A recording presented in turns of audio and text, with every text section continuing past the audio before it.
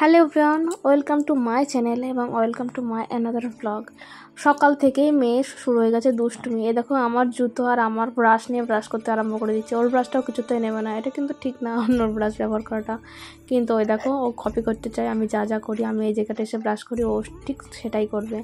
আর তারপরেও এই যে দুই খুদের সদস্য রয়েছে, এরা ঠিক 19 দিনের ছোটো বড়ো দুজনে মিলে মারপিট করতে শুরু করে দিচ্ছে। আর আজ হলো সেই বিশেষ দিন, আজ হচ্ছে বোনের অষ্টমঙ্গলা। সেই জন্য আমরা সব রান্নাবাটির আয়োজন শুরু করে দিয়েছি। এখন এই যে বেলা প্রায় 11টার মতন বাজে, আমাদের দায়িত্ব দিয়েছিল যে বোন আর বোনাইকে নিয়ে গিয়ে ঘাটে স্নান করিয়ে আনাটা, আর যে নিয়মকানুনগুলো আছে ওগুলো করতে হবে। তো এসে দেখছি ওরা এখনও রেডি হয়নি। আমি আর দুই বৌদি তিনজনে মিলে যাবো ওদের সাথে, আরও দু একজন কচিকাচা যাবে। তো ওদের রেডি হতে হতে দাদা বললো তাহলে তোরা কিছুটা যতক্ষণ না হচ্ছে ততক্ষণ সবজিটা কেটে দে। তো সবজি কাটতে বসেছি, এদিকে ক্যামেরাটা অন করেছি, বৌদি খেয়ালই করেনি। তা বৌদি বলছে তুমি ক্যামেরা অন করেছো, আমি তো বুঝতেই পারিনি। তো যাই হোক, সবজি কাটতে কাটতে কিছুক্ষণ গল্প করছিলাম, কিন্তু ওদের এখনও হয়ে উঠছে না। কী যে রেডি হচ্ছে, স্নান করতে যাওয়ার জন্য হচ্ছে রেডি হতে হয়, এদের না দেখলে বোঝা যায় না। একবার বোনাই বলছে আমি ফুল প্যান্ট পরে যাব, কখনো বলছে হাফ প্যান্ট পরে যাবো, নয়তো লজ্জা লাগবে, এই করছে। তো শেষমেশ ঠিক হলো হাফ প্যান্ট পরে যাবে না, ফুল প্যান্ট পরে গিয়েই যাবে। যাই হোক, এরকম একটা পজিশন হলো। বোন বলছে আমি ভিজে কাপড়ে আসতে পারবো না, এরকমভাবেই ওদের দেরিটা হচ্ছিল। আর কাকিমা আর মাসি দিদি আছে ওখানটা রান্নাঘরে, ওরা রান্না করছে। এই যে ওরা স্নান টান করে এসে খাবে, আর আমরা যে সবজিগুলো কাটছি না এগুলো হবে পরে ভোজের রান্না আর কি। যে যারা নিমন্ত্রিত গেস্টরা আসবে তাদের খাওয়ার জন্য, সেই খাওয়া দাওয়াটা হবে বিকেলবেলাতে। তো এই যখন বেরিয়ে পড়েছি আমরা, ওরা দুজন আগে হাঁটছে নবদম্পতি, পিছন পিছন আমরা আছি। আর এই যে ঘাট, চারপাশে আমাদের এই মাঠ, প্রচুর স্মৃতি রয়েছে। আগে তো আমরা যখন ছোট ছিলাম প্রাইমারি স্কুলে পড়তাম, প্রত্যেকটা দিন আমাদের মানে ঘাটে যাওয়া চাই এরকম একটা ব্যাপার হয়ে উঠেছিল, কিন্তু এখন আর হয়ে ওঠে না, কোনো কারণ ছাড়া বা নিয়ম ছাড়া আর কি।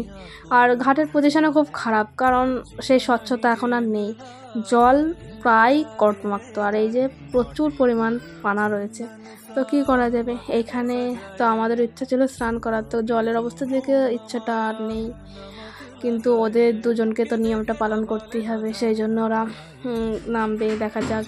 আর এই দেখো ইনি একদম টপে বসে আছে, উনি বেশি উৎসাহ দেখিয়েছিল স্নান করার জন্য। তো ঘাটের অবস্থা দেখে উনি বললো না থাক, আর তো যাওয়া যাবে না। তো এই দেখো বোন আর বোনাই কীভাবে দেখো নামছে দেখো। তো বোন তো ঘাটে একটু খুব কমই আসে, তো আর আমরা তো যা দু একবার এসেছি, বোন সেরকম আসেই না। আর এই যে বড় বৌদিকে ঠেলে ঠুলে নামিয়েছি, বলছি তুমি যাও, তুমি নিয়মগুলো পালন করো। সেই জন্য বড় বৌদি কাপড়টা গুটিয়ে নেমেছে, কিন্তু পা না ভিজে কি জলে নামা যায়, পা তো ভেজাতেই হবে। তাই বড় বৌদি বেশ কিছুটা ভিজেই গেছে, তখন বলছে ভিজে গেছে যখন তাহলে একটু যাই। তো এরকমই আর হচ্ছিল আর কি। এদিকে প্রচুর কাদা নিচে বলছিল, বোন তো নড়তেই পারছে না। তো ওরা দুজনে এভাবে স্নান করুক, আমরা উপর থেকে দেখি। আমাদের ইচ্ছাটা ছিল অনেকদিন পর স্নান করবো। কবে যে লাস্ট স্নান করেছি, মনে হয় আমার বিয়ের অষ্টমঙ্গলার সময় এখানে লাস্ট স্নান করেছি, তারপর আর করা হয়নি আমার, না তারপর আর করিনি। তার মানে গোটা 3টে বছর কেটে গেছে স্নান করিনি। কিন্তু একটা সময় ছিল যখন ছোটো ছিলাম, প্রাইমারি স্কুলে পড়তাম, একটা দিন স্নান না করলে কাটতো না, তখন বেশ দিনগুলো বেশ ভালোই ছিল। আর এই যে শীতকাল, এই সময়টা না, মানে শীতের শেষ সরস্বতী পুজোর পর এখানে নানান বুইচি গাছ, কুল গাছ ছিল, বনকুল, এই মানে এগুলো স্বাদই আলাদা।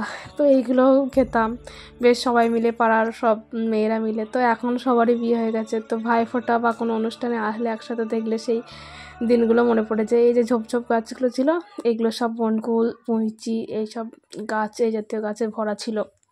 কতদিন বাড়িতে বকাও খেয়েছি যে বুইচি বা বনকুল পাড়তে গিয়ে প্রচুর দেরি হয়ে গেছে, তখন বাড়িতে বকা দিয়েছে যে স্নান করেছি, খাওয়া দাওয়া নেই, সকালে হয়তো অল্প কিছু খেয়েই বেরিয়ে গেছি। তো এরকম প্রচুর দিন হয়েছে। আর বাড়ি এসে তো প্রচুর খিদে পেয়ে গেছিলো, আমি তো খেয়ে নিয়েছি। আর এদিকে মেয়ের শরীরটা একটু খারাপ ছিল, মানে পায়খানা হচ্ছিলো, ওই জন্য ভাই একটা ডাব এনে ওকে ডাব খাওয়াচ্ছিল। তো মেয়ে তো খুব এক্সাইটেড, ডাবের জল কি না আমারই খেতে হবে, কিন্তু শেষ পর্যন্ত সম্পূর্ণটা খেতে পারেনি। তো ওকে খাইয়ে দিয়ে একটু ঘুমিয়েছিলাম, আর আমিও একটু ঘুমিয়েছিলাম। এতটা হাঁটাহাঁটি করার পর আর এনার্জি পাচ্ছিলাম না। তারপরে বিকালে মেয়ের আবদার হলো একটু সাইকেল করে নিয়ে ঘুরতে হবে, ওই জন্য ওকে সাইকেল করে নিয়ে ঘুরছিলাম। আর এই যে সন্ধ্যা হয়ে গেছে, এখন যাব কাকার বাড়িতে, ওই যে অষ্টমঙ্গলার নিমন্ত্রণ ওটা খেতে। তো ভাইকে আর আমার মেয়েকে পাঠিয়ে দিচ্ছি, এরপর আমি মা আস্তে আস্তে যাব। তো এই দিন যে খাওয়া দাওয়ার পর আমার এত পরিমাণে শরীর খারাপ যে আর কোনো ভিডিওই আমি তুলতে পারিনি। তারপরের দিনেও আমার প্রচুর শরীর খারাপ, বমি বমি ভাব আর কি এরকম হয়েই যাচ্ছিলো, গ্যাস অম্বল এটা তো লেগেই আছে। তো ওরা দুজন যাক আর আমি আর মা পরে যাবো। তো এই পর্যন্ত সুস্থ ছিলাম, এরপর থেকে আমি অসুস্থ হওয়ার পালা। এরপর ওটা দিন কোনো ভিডিওই করিনি। তারপরের দিন যখন সব জামাই প্রণাম করতে বেরোবো ঠাকুরবাড়ি সব গুরুজনদের, তখন ভিডিও করেছি। তো সেই ভিডিও কিছুটা দেখতে পারবে। তো আজকের মতন ব্লগ এই পর্যন্ত, দেখাবে অন্য কোনো ব্লগে। ততক্ষণ পর্যন্ত সবাই ভালো থেকো, সুস্থ থাকো, আর অবশ্যই চ্যানেলটা সাবস্ক্রাইব করো।